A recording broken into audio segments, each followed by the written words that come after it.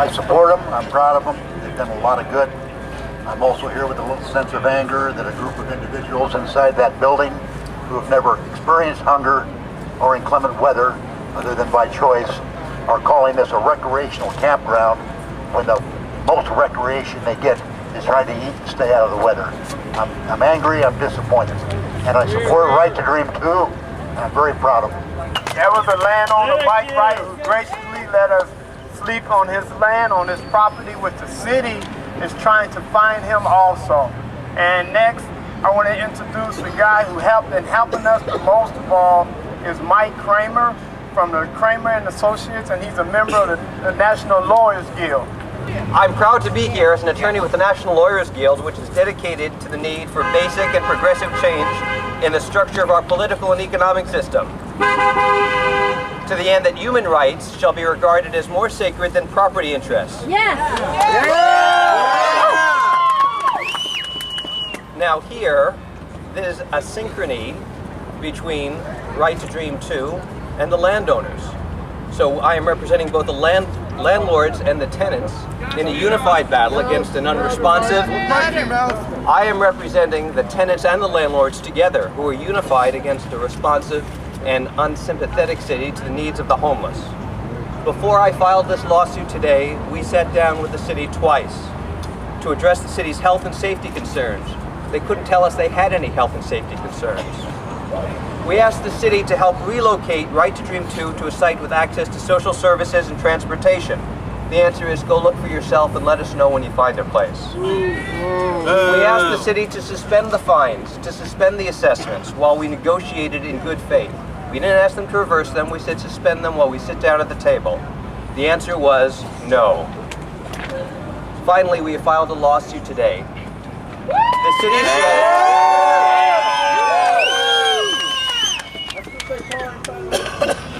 The city says Right to Dream 2 is occupying a recreational park, like a Boy Scout camp, like a Girl Scout camp, like a KOA. Right to Dream 2 is not a Boy Scout camp, is not a Girl Scout camp, is not a recreational camp. It's a temporary shelter for homeless people because the city cannot meet the needs of the homeless in our society. There is a solution. State law says that Right to Dream 2 can be designated as a transitional housing accommodation, just like Dignity Village. They have a place, they have a code, and that's what Right to Dream 2 wants. And that's what we're asking the city to do. In the meantime, we're asking the judge to say that this is not a recreational campground, that Right to Dream 2 has the right to stay there, that the fines and assessments should be reversed, and that we should sit down with the city of Portland at the table and negotiate their concerns. Yeah! And if the city of Portland does not want Right to Dream 2 occupying 4th and Burnside in a safe and sanitary and healthy way, responsive to the needs of the landowners, responsive to the needs of the community, then find us a place. Find us a place to go. A place that has access to transportation, a place that has access to social services. So we call upon the city of Portland to cancel the fines and assessments, to work with Right to Dream 2 to address any health and safety concerns that may exist, and if necessary, to find a new site for Right to Dream 2 so that people can live in dignity and in security. Thank you. And now I want to introduce Mark Eckerson. He's a dreamer. He's been there for about 5 months, and we'd like to hear what he has to say. Good morning, everyone. My name is Mark Eckerson, and I represent Right to Dream 2. I not only volunteer to help the houseless and All right, we're back. That fella had a lot to say too as well, but we've got folks in the studio that can talk about this. That fella there lives at Right to Dream 2. Well, I want to welcome my guests, Ibrahim Mubarak and Lisa Faye. And you've been involved with the you folks want to call it Houseless, right? Yeah. And I'm trying to train myself to remember to say Houseless. You've been working with houseless issues since you first were involved with Dignity Village, what, a dozen years ago? Of course. And the Dignity Village is still working. Yes, and what exactly? How did this Right to Dream 2 come about? Right to Dream 2 came about. It was an organization that I found called Right to Survive. When we go out into the houseless community, teaching them their 3 rights, their civil, constitution, and human rights.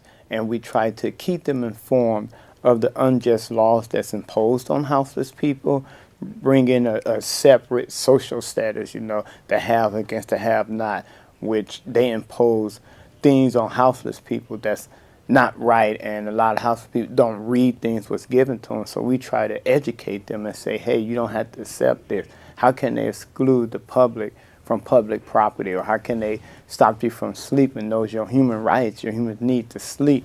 So one day, Dale Hardaway was reading in the Tribune where the landowner, Michael Wright, quoted saying that the city won't let me do it. Our land, maybe I give it to that guy who found Dignity Village. And since it was 4 of us, and out the 4, I'm the only one that's left, Dale called me and contacted me. Then I called the landowner, and we started negotiating and said, well, what we think as a group, as Right to Survive, is that first thing homeless people look for, houseless people look for, is sleep. The second thing they look for is a place to eat. So we figure we can have a place where they can come get at least 8 to 12 hours of rest and get fed.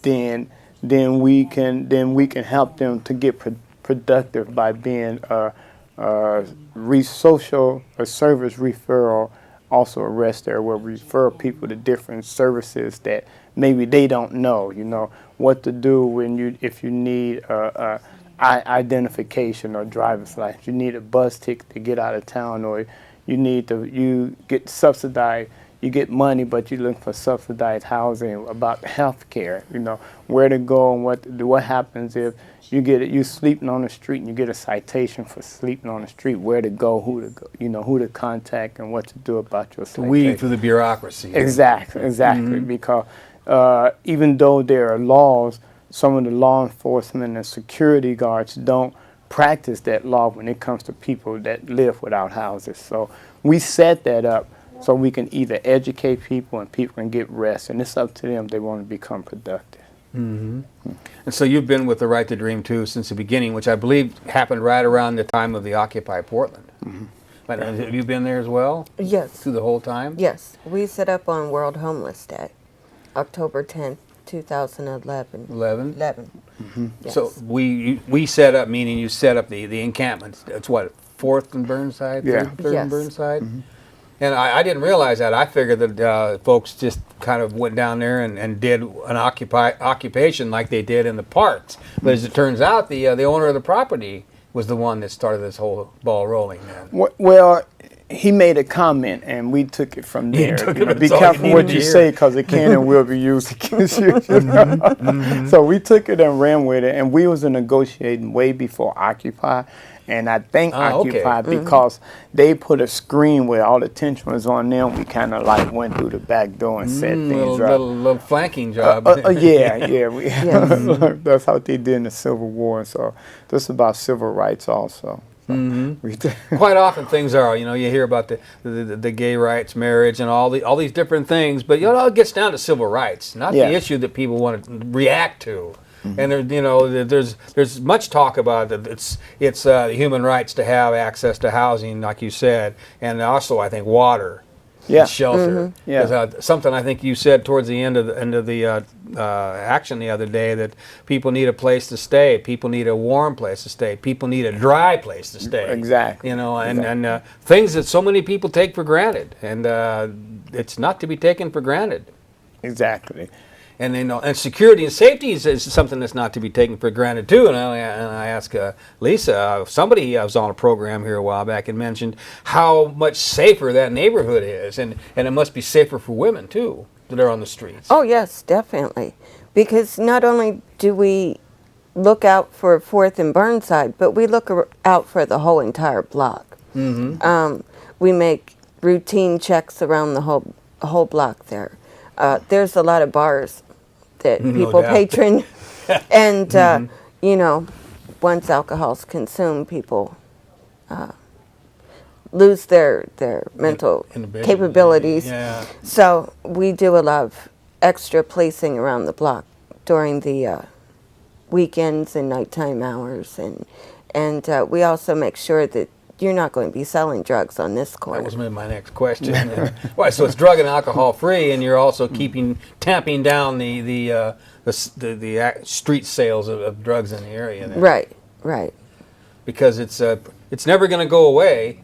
But I would imagine that folks such as yourself that have been on the street and probably have a better view of what's going on than a officer that drives by in his car once in a while. So Exactly. you're able to do a lot more with that. And that's why Dignity Village and Right to Dream 2 is so successful, because it's the people that's being affected by this houseless epidemic, by people losing their house due to foreclosure or companies going to other countries or downsizing, and they can't find work suitable to their life expense what they was doing before they found another job, and because I can tell you where most social service agency or police can't tell you. I can tell you if somebody is grouchy because they didn't have enough sleep, or somebody have mental issues. I can tell you that, or somebody that's coming down off of drugs, or somebody that is on drugs, or somebody just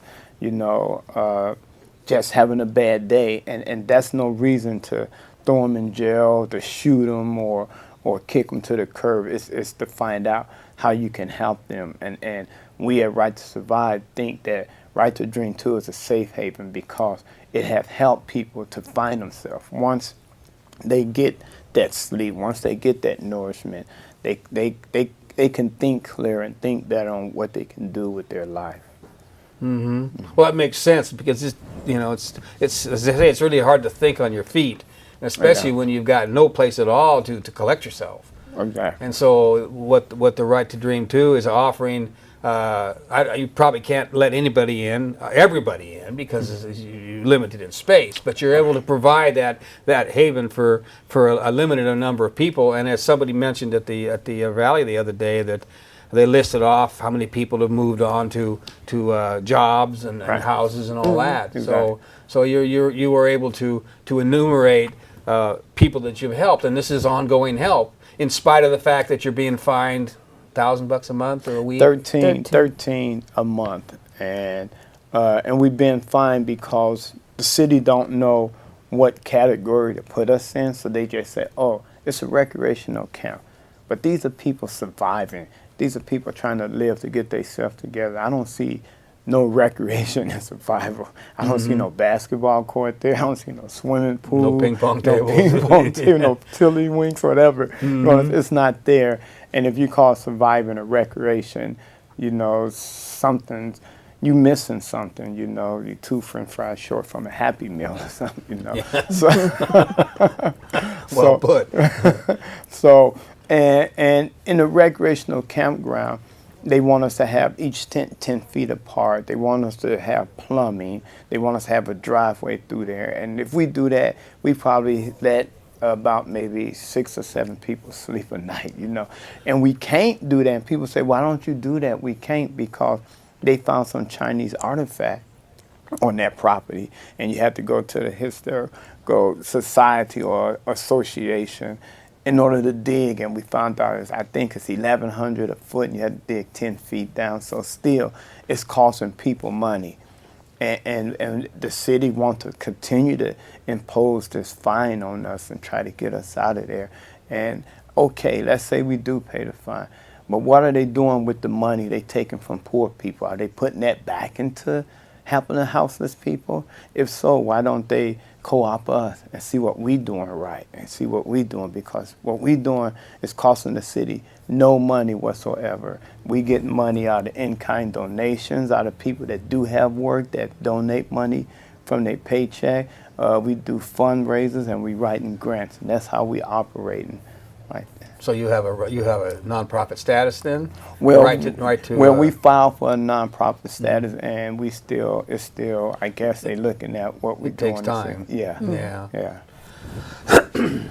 Well, I'd been hearing about this for a while, but I was really surprised about some of the details of it. That you are doing exactly what the city should be doing. Exactly. In a microcosm, but the city, it does provide assistance for houseless, but at the same time, while they're doing that, they're making it more difficult for people that are taking, the initiative to do it themselves. All right. I got a call today. This lady and her 2-year-old daughter is homeless, and they looking for a place. And I sent them to all the family shelters, and she said it's a waiting list. And so that's the thing the city don't understand. They do have this help, but it's an overflow. It's packed. You got people waiting to get on the waiting list. And what do they do in the meantime? And we're not saying we have a monopoly on helping the houseless people, but this is a meantime solution.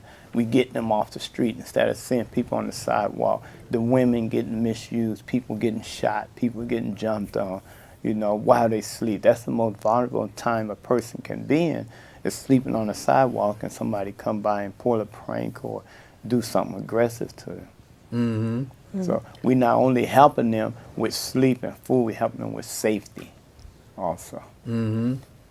Well, I've recently learned that, part of the folks that were speaking the other day was somebody from the African American caucus with Occupy Ajamu Portland. Ami. Right. Always a powerful speaker. Yeah. And do you have a breakdown of within your organization there that deals with specific aspects or specific groups, like, for women or for African Americans or elders or anything like that? No, we do it as a collective whole, because that way everybody gets involved and everybody some people are more educated than others, but we empower everybody to learn and see the need where no one person or group's need is bigger than another's. Mm-hmm. Well, so how do those groups operate? Is it democratic process? There's like mic checks, or is it democratic process where everybody has to agree on because decisions have to be made? Well, I don't think in any group everyone agrees all the time. Of course. But 2/3 majority. Sometimes you'll like my idea. Sometimes you'll like his idea. Sometimes you'll like the person across from you's idea. And sometimes you just have to realize theirs may be better than yours.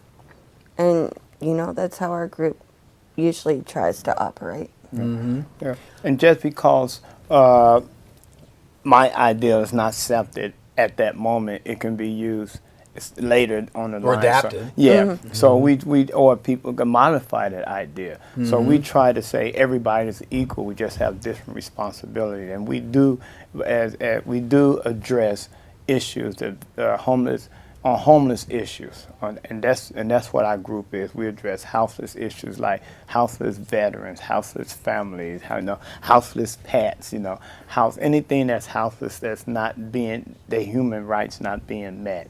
We try to address.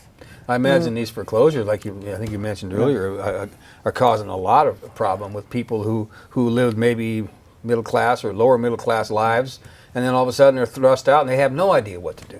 Exactly. And that's why we're there to educate them too, because when you see on TV a houseless person is in urine-drenched clothes with no teeth and a wine bottle with more money, give me more money so I can get drunk. But, these are 2,000 houseless people. These not, 19 or 1785 homeless people.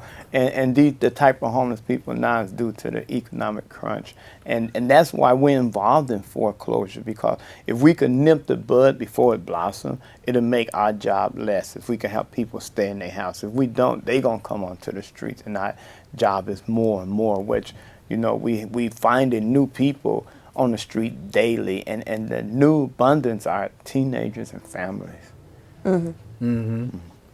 One of the speakers there was, I didn't understand him at first, but he was saying about the vigil, and there's a vigil going on there, and that has been going on for quite a few months, isn't it? Since Occupy. Since Occupy, Yeah. so that's well over a year then. And it basically, is it a token vigil? Because there was nobody there at the time, but they were probably joining the group.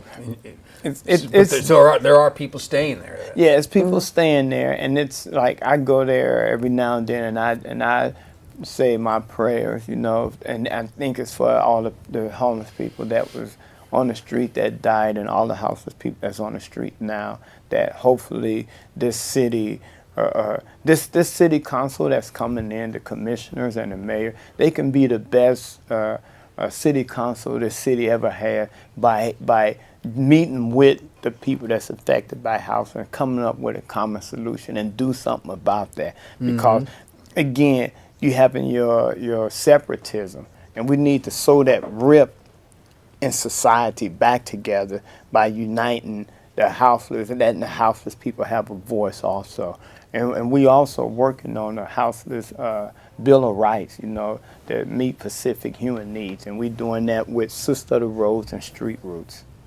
I'd like to hear more about that. So you're working on a basically a document that, because I know there's been children's or teenagers' Bill of Rights. There's been bills of rights for Mother Earth. Yeah. Which, you know, I think people need to think about things in these terms. And so it's when you say we're working on that, is that the group that you're talking about at the village there, or you're working at that with like that lawyer fellow that talked, or who's involved in doing this?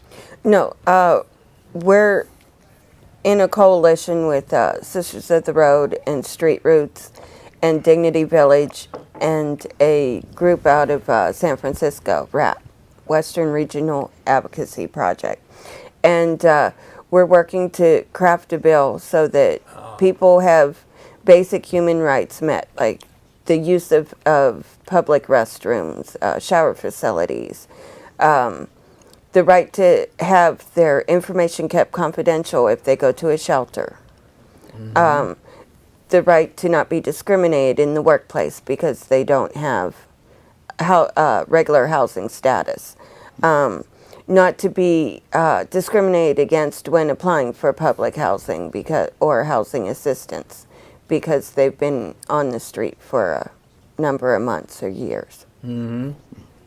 Basic human right sounds like to me. I mean, it's a basic human right that you can't have your medical information given out to anybody. So you're saying that, that there's issues with information being, because a person's houseless, they don't have the right to have that privacy. Right. Right. And we're also fighting for medical rights and rights to have public defenders when you go in to see a judge. And not to be harassed by the police because you're houseless. And a new thing added to that is right to have children. You know, when a houseless couple, the woman get pregnant, DHS come in and take those children away from her and give them the foster care. And these parents not being, you know, they're not proving that they're bad parents. They just in a bad situation. They're just powerless. That's right. Yeah. So they should have places where if a woman is pregnant and homeless or houseless, it should be some type of place where that woman can go and get assistance on finding housing and stuff and not take her baby away. And that send people into a frenzy. And sometimes that women, you know, it shock them and mess with them mentally, and they self-medicate or they go, you know, they mind go in different directions than they want it to go in. So that's something that we're going to start looking into also. I was talking this over with someone the other day, and they said, well, why don't they just take all that money they're putting out on Christmas decorations? You know, there's a lot of places that the city puts money that they could put a lot less and put more towards you know, goodwill towards men, say, in this season, this Christian season. It's a lot of vacant buildings that they can give people to get out the rain. And, you know, up in Seattle, they call it share wheels, where they have, 5 or 7 vacant buildings that's ran and operated by homeless people, and they get in there, and it's been running for about, I think, 8 years now. Wow, that's huge. So, yeah, and so Portland can, like I said, this city council can be, you know, the best because everybody knows someone that's homeless, and there's no doubt that it's a houseless person in everybody's family because the way this country is run now, the economics. So we're down to about 15 minutes. Just a couple more questions, and maybe we can open up the phones if I let folks know that we're going to put the phone number up in a little while here. It occurs to me that maybe they're putting that $13,000 a month in order to get you guys out of downtown. like they did with Dignity Village years ago. Because I remember you were in one spot, then you were under the overpass, and then maybe one other place, I can't remember, then you're out there where they dump the leaves or something like that. And which causes a lot of problems, although it's workable. But, you know, with people needing to get to work or getting to appointments, it's difficult when you're way out of town like that. Exactly. And it's right downtown. That must be very, very easy to be able to access a lot of the city administrative offices and such. Yeah. But they're trying to get you out of there. Yeah, they're trying to get us out of there. For once, it's right there on prime property, right there. And, you know, this is a city that works, and, you know, and they send people that's out of work and sleep. They send people, they send poverty. They're being reminded that this city is like every other city. It's not perfect. We have our problems. It's not our fault, but it's our fault if we don't do nothing or try to address these problems. We overlook people, sweeping it under the carpet or something. So, and that's the problem lies. People don't want to face up that this country has a houseless epidemic that has to be addressed. And it's not people that, I used to ask people what came first, hobos, bums, or tramps. It's not people that don't want to do anything. It's people that's trying. You know, you having college students. My niece, she got her master's from Howard University, and she's waiting table at Applebee's. You know, so and Lucky to have it. Yeah, and so somebody who don't have as much education or from a renowned institution like she came from, what kind of job they gonna have? And then what if you do have a McDonald's job and you have a family? How can you pay the average one-bedroom apartment rate at $700 a month? You know, so they need to make things affordable. Then you'll create spending power because people can afford to buy things. Right now, it's not affordable. And then when they say affordable to who? A low income or a middle class income. Right, and then not only are things really expensive, but in order to save up enough money to get into a house, it isn't just a month's rent.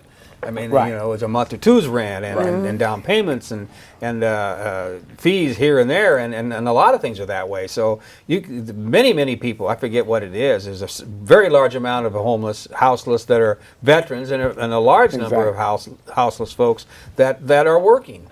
Exactly. And so, you know, that if nothing else points to the fact that this is a society's problem. That would, if you can work and still not sustain yourself. Exactly. Right. And that's why we have a 24-hour facility, because we know that most houseless people, when they do find work, it's either second shift or midnight shift or third shift. Right. And so when they get off of work, the missions and the shelters are closed during the daytime. So we keep we keep ours open 24 hours.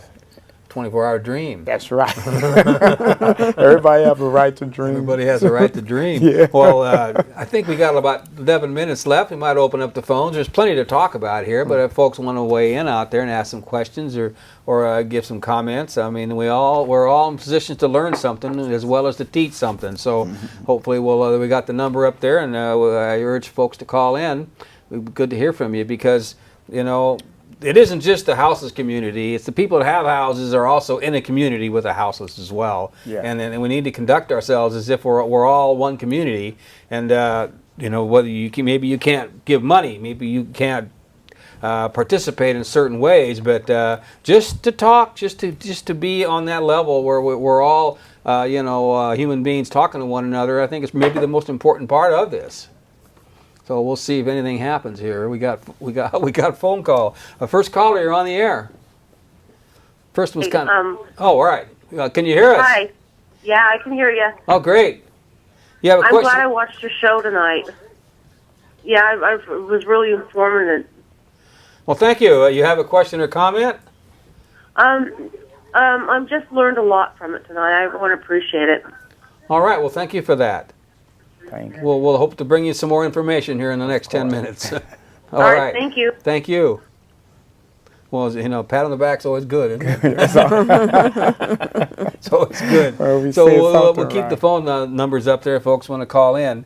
So where do you hope to go with this? Because we haven't even talked about that human rights lawsuit. Is this a real lawsuit, just like any other lawsuit? It's a real lawsuit. I mean, the city, since we day one, they came when we was putting up Bureau of Development Service, and they've been after us about being on that property since then. And now a new foe, as we may say, came in. His name is David Gold. He went to Old Town Chinatown board meeting and told them that if we're not out that spot by January 15th or something, that he was going to stop his development of the Grove Hotel, which he want to make into a foreign hostel hotel where young students can come and sleep at, and they want to put a bar and a restaurant on the bottom floor. And he said that no business would profit with rest area of houseless people across the street. So the Portland Business Line sent the letter to the commissioners and the mayor telling them to get us out of there. The Old Town Chinatown, from what I understand, Neighborhood Association sent a letter not blasting us because they know the crime that went down, that since we've been there, no drug dealing, there's been no graffiti on the architect or the lines in front of China Gate, no people, it's just clean. We make sure we clean the broken glass of everything, and they know that. And so they want the city to come to compliance agreements to help us out. And they say we're doing good. They don't want us in that spot. And for the love of it, maybe that's not the best spot, but we may need bigger land. But we want to stay in the area what's easier and accessible to the social service, which is downtown, which people uses, and not like Dignity Village that's way out and dormant and they get isolated. Right. It just seems to me like, as you're saying, they're trying to get you out of there because of the profit motive. It's the old profit before people. Exactly. And that seems to be what's happening all the time. Remind folks that the phones are open, and if you've got a question or a comment, please call in, and I urge you to join into the conversation. So what this lawsuit is doing, we got a call. All right. Fell asleep for a moment there. Next caller, you're on the air. Yeah, you guys are, I don't know much about you. I just actually turned on the television. All right, well, sure. What's your comment? I don't know what the gentleman in the white, whatever you call that thing is. And Ibrahim. Lady, I don't know what the name is. Abraham? Ibrahim. Yeah. Ibrahim. Right. Okay, Ibrahim, my name is Brian, and I don't know your name, sir. What's your name, Jim? Your name. Oh, I'm Jim, and this is Lisa. Hi, Lisa. Hi, Jim. How's everybody doing? Hey, we're doing all right. What can we do you for? Awesome. Well, I'm curious because I just happened to turn this on, and I noticed that Ibrahim mentioned that you have a facility that's open for houseless people 24 hours a day. Yeah. Yes. What is your contact information? You can can I say it? Sure. Go for it. Okay. You can call me at 503-839-9992 or email me at _T as in Tom, pop, P-O-P, at hotmail.com. Okay. Now, as far as a subject line, because I know the web services, they do the whole junk thing, how do I get a message to you where you will recognize it in the subject line? I listen to all my voicemail, answer all my calls, and look at all my emails because I'm contacted daily, not just here in Portland, but in other cities in Oregon and other states and cities across America, that we send delegations to talk to city councils and talk to other houseless people on how to do things and gather together and find their voice and speak out for their human rights and their human needs. That's admirable. That is, we need something like that because, like you said, there's a lot of people in the higher up echelons that don't want to contribute to the masses. They just want to redevelop and make their money and kick everybody else on the street. And I think it's admirable what you folks are doing. Thank you. Thank you. Hey, thank you.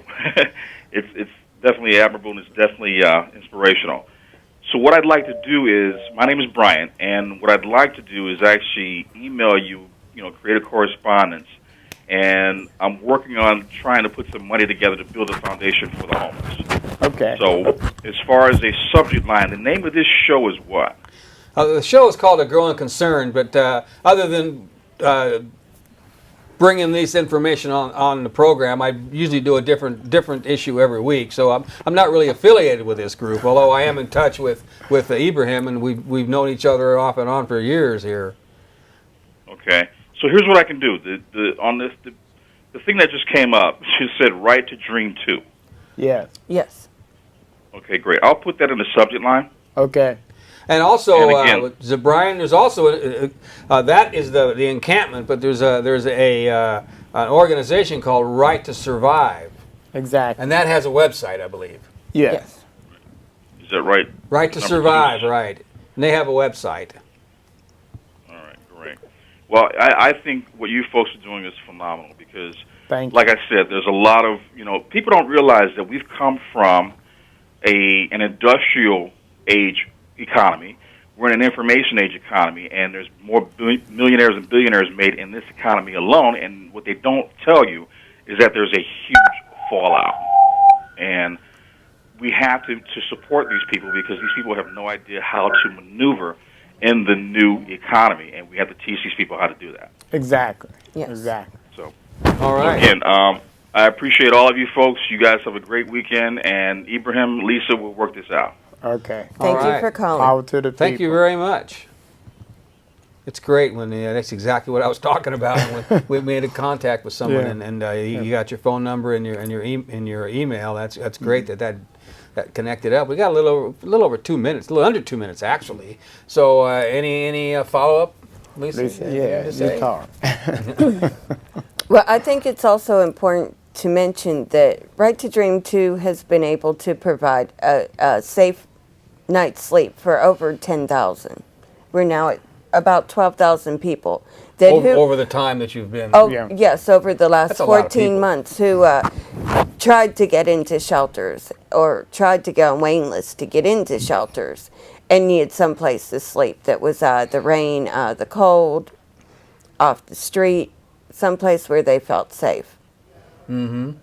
It's incredible. I had no idea. So that's lasted what, a little over a year then. Yeah. Just about over a year, yes, 14 months.